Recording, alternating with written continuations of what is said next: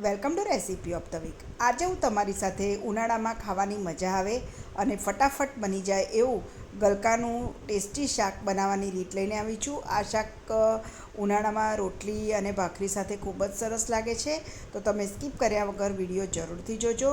તો ગલકાનું શાક બનાવવા માટે મેં અત્યારે 500 ગ્રામ આ રીતે ગલકા લઈ લીધા છે અને આ ગલકા ઘણી વખત કડવા નીકળતા હોય છે, તો તમારે છાલ કાઢી અને સહેજ ચાખીને પછી જ ઉપયોગમાં લેવા।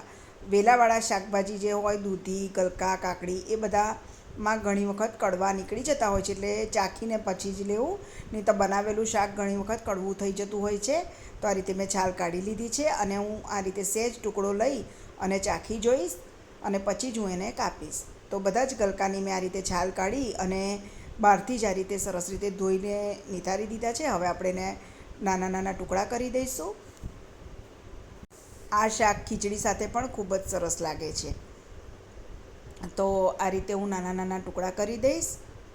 મેં ગલકાને ધોઈ જ લીધા છે, એટલે હવે ધોવાની જરૂર નથી અને પછીથી આપણે એનું શાક બનાવી દઈશું। તમને મારી આ રેસીપી પસંદ આવે તો મારા આ વિડીયોને લાઇક અને શેર કરજો તથા મારી ચેનલને સબસ્ક્રાઈબ કરજો।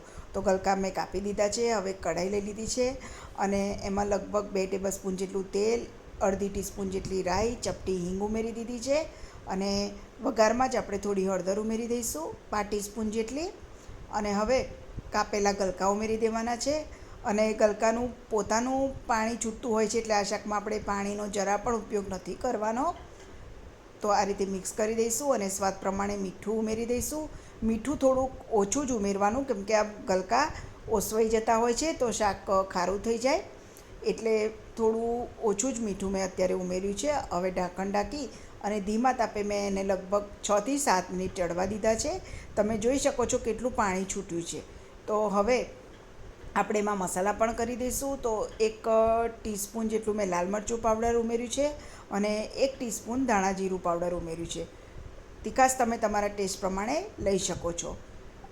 બીજા કોઈ જ મસાલા આમાં ઉમેરવાના નથી, બેઝિક મસાલામાં જ આ શાક એકદમ ટેસ્ટી બનશે। હવે ઢાંકણ ઢાંકી બીજી મેં 5 થી 6 મિનિટ શાકને ચડવા દીધું છે।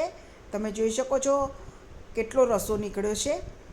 તો હવે 2 મિનિટ મેં એને ખુલ્લું ચડવા દીધું છે અને ત્યાર પછી છેલ્લે બારીક કાપેલી કોથમીર ઉમેરી દઈશું। ગલકા એકદમ સરસ ચડી ગયા છે અને શાક બનીને તૈયાર થઈ ગયું છે। તો ગેસની ફ્લેમ બંધ કરી દઈશું અને ગરમા ગરમ ગલકાનું શાક આપણે સર્વ કરીશું।